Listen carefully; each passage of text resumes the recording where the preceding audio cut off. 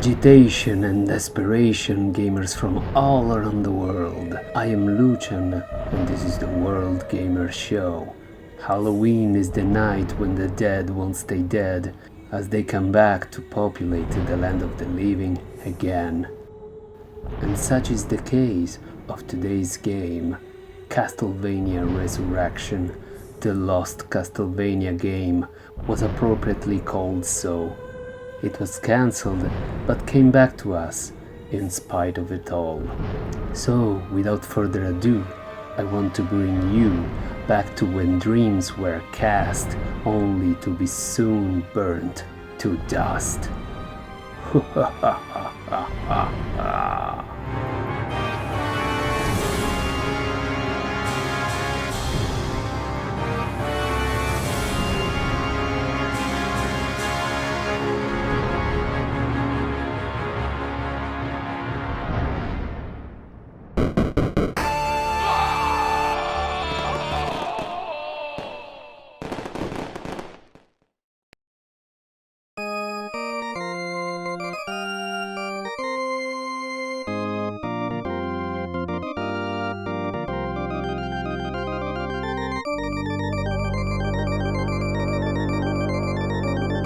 Oh, Castlevania, Castlevania, why are you Castlevania?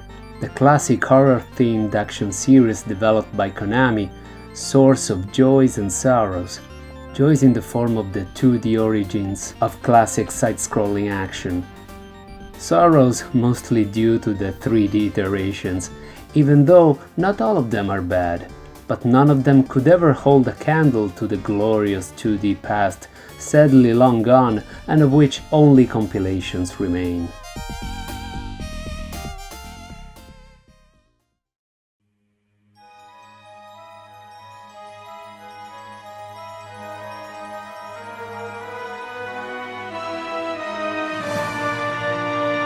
Among these 3D Castlevanias, there was also supposed to be one developed and released by Konami for the Sega Dreamcast, called Castlevania Resurrection, of which all we had up until recently was only an intriguing synopsis, some beautiful artworks, some high-res for the time screenshots, and few very short trailers. But that changed. It doesn't happen every day that a video game thought forever lost in the abyss of cancellation resurface. Titles get developed and cancelled halfway through fairly often. In most cases, playable builds of cancelled game stay within the walls of the developers' offices, buried inside some hard drive that even the developers eventually forget about. But in some other rarer cases, a playable beta can resurface from the ashes. It happened with Resident Evil 1.5, the infamous beta of RE2, which is significantly different from the final game. I've talked about it more in depth than what I can now in my review of Resident Evil 1 Director's Cut DualShock version, which should be appearing right now on your screen, but I've also put a link in the description. Well, anyway, the point is that, after years of speculations, Irony wanted that with a title like that, Castlevania Resurrection indeed resurrected, or at least a part of it did, so that we fans can finally satiate our vampire hunger, or at least our curiosity, thanks to the playable build of this Dreamcast exclusive, that was supposed to be released in 1999, but that was ultimately cancelled due to the premature demise of the console. Now, how this beta was actually found is even more interesting.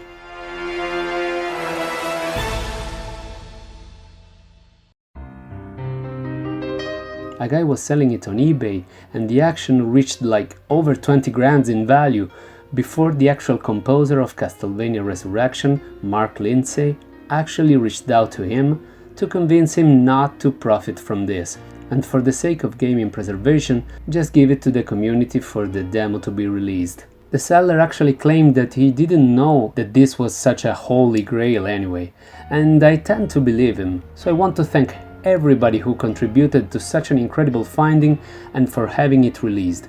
So I want to thank the seller, Mark Lindsay himself, good guy, and also the people who actually worked on modifying the demo to make it playable, because originally you also needed another sort of setup disk that usually only developers had access to.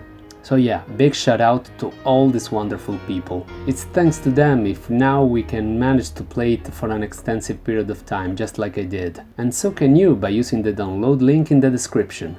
You can either burn yourself a disc with the ISO to play it on a compatible Dreamcast, or play it directly on a working Dreamcast emulator. It should be perfectly legal to download and try this beta out, because we're not talking about a commercial product, so there is nothing to worry about in this case, but still, full disclosure, I'm not a lawyer and this is not a legal advice. But yeah, we're going to dive deep into the beta and play the heck out of it to expose its content. Also let me know if this idea appeals to you, and if all goes well, I might do more in the future. But now, let's get started with Castlevania Resurrection.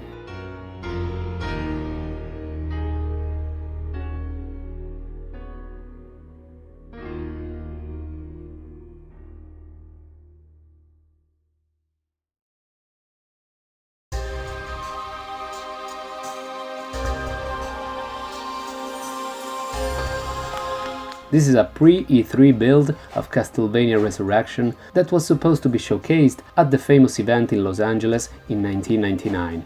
However, we all know how it went. Lots of variables led to the Dreamcast's premature demise, even though it was an excellent console. I've managed to play this demo extensively, and I have to say that I'm quite surprised with what's in here. This is a 3D Castlevania action game, similar to Castlevania 64, but better in my opinion. We guide Sonia, the protagonist from Castlevania Legends, released late in the Game Boy's lifespan, coming from the past to slaying Dracula once and for all. We were also supposed to play as Victor Belmont from the future, going back to the present for the same reason. Of course, this is far from a complete game, so there is a lot of clipping, interpolations and camera issues, like flipping out of the game's boundaries, and we can only play as Sonia. Now, of course, Castlevania was known up to that point for its 2D side-scrolling action.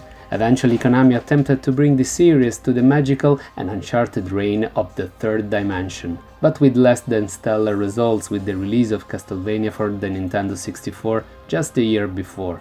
Let's see how Resurrection fares instead. First of all, you're greeted by a super fast intro with the Konami logo and the Castlevania Resurrection's home screen. But without a breath to take, you're soon thrown into the action, and you can already admire some quite decent graphics for an unfinished game. Sonia Belmont, our protagonist, has quite a nice and detailed 3D model, and the same goes for the enemies and the environment. They all contribute to create a great spooky atmosphere, so yeah, it gives a great first impression. However, the controls give a far less good feeling. They need a certain getting used to, not all hits seem to land as they should, and the overall combat feels unpolished, which is, again, totally normal for an unfinished game. In some cases you can even get stuck in the environment or glitch out of it. Thankfully, there is a debug option that lets you teleport to each of the 5 locations available in the demo. Anyway, as I was saying, the controls feel stiff, and I'm pretty sure that some functions don't even work properly yet, like the dodging mechanic. You can indeed crouch and roll, and of course attack with your whip at long distance, or use your sword when the enemies get up close. The use of the whip or the sword is automatic. I mean, you don't get to decide which one to use, it depends purely on the enemy's distance. There are also many sub-weapons like the classic axes and holy water, but also other, less conventional for the series, like the boomerang. But what are weapons without enemies to use them on? And thankfully, there are plenty of them to be whipped to death, including ghosts, warlocks, skeletons, and even the classic whatever this is. But like it often happened with early 3D games from the 90s, the camera can be considered an enemy itself. But in this case, I think it could have been worse. There is a dedicated button to center it, and also different camera modes, like the no-seek mode, that leaves the camera movement entirely up to the player, and the auto-seek mode, which slowly turns the camera behind the back of the protagonist. Now, of course, nothing can replace the camera control that you can have with a second analog stick, but I felt that this somehow was less painful to deal with than anticipated. The levels are outstanding. If not always from a design point of view, they certainly are from the atmosphere point of view. They are very spooky, with moody lighting, and varied too. There's the castle entrance, the beautiful stairs, the catacomb, Speaking of which, in the catacomb there is a nice chase sequence in which Sonia is being chased by a sort of hydra, the multi-headed snake, which certainly preludes to something bigger like the classic Castlevania boss Medusa. And we're not disappointed, because soon after we face the only boss in this demo, Medusa herself. It's also a multi-phase boss. In fact, after defeating Medusa's first form, she will turn into this floaty head. Now, I will lie if I tell you that this fight has deep mechanics, or it's even polished.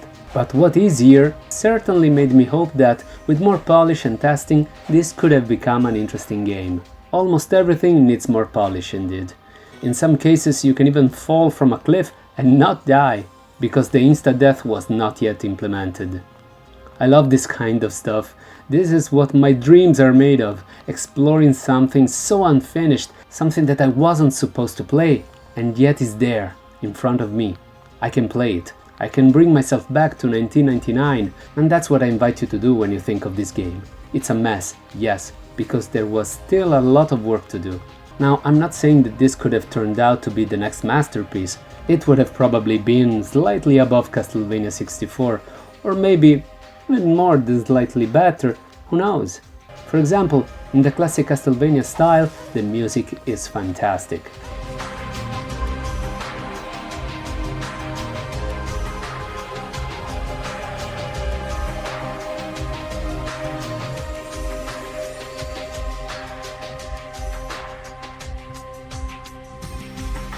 Yes, it's just a short loop of a single track called Have Mercy, but again, what's there, I simply love it. It's perfectly fitting for a Castlevania game, with its atmospheric choir sound that perfectly complements the gothic aesthetic of the levels. The whole soundtrack, masterfully composed by Mark Lindsay, was actually made available by the composer himself to help and preserve as much of the game he could. Browsing through the internet, I've seen lots of weird comments hating on this demo of Castlevania Resurrection, or telling something along the lines of, "Meh, I can see why it was cancelled." To them I say, no, what are you talking about? You can't really tell that it was cancelled because of its supposed quality, because first, you are basing your judgment on an incomplete build of the game, and second, the cancellation of this title had nothing to do with its quality, and all to do with the demise of the console that was supposed to be released for, the Dreamcast. So I think you should try it out for yourself and form your own opinion, while also remembering that this was supposed to come out in 1999, when games were different, and with different graphics and different controls. Pure retro gaming indeed. I can admit that at this date, there are far better action games on the Dreamcast, but this build of Castlevania Resurrection left me hopeful that if this had gone all the way through development, something good would have come out of it. Yes, there is definitely a lot to improve in this beta, but in my opinion, there is also a lot to love, and I feel grateful that this beta eventually came out of the shadows.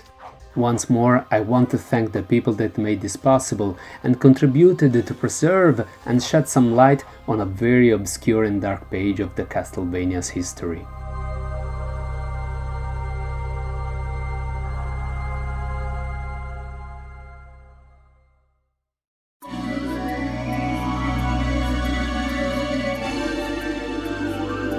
Thank you so much for watching this video to the end, world gamers. I hope that you liked it, and if so, maybe subscribe, like and share this video around if you feel like doing it. No pressure at all. And if you're also a Dreamcast lover or retro gaming enthusiast like me, feel free to check out my other reviews. But most importantly, I want to know your thoughts on Castlevania Resurrection. Did you like this demo? Do you think it could have become a decent game?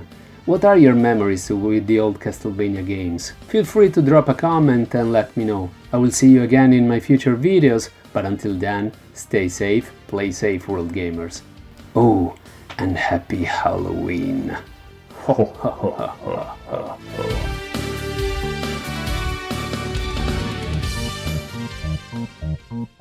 Happy, happy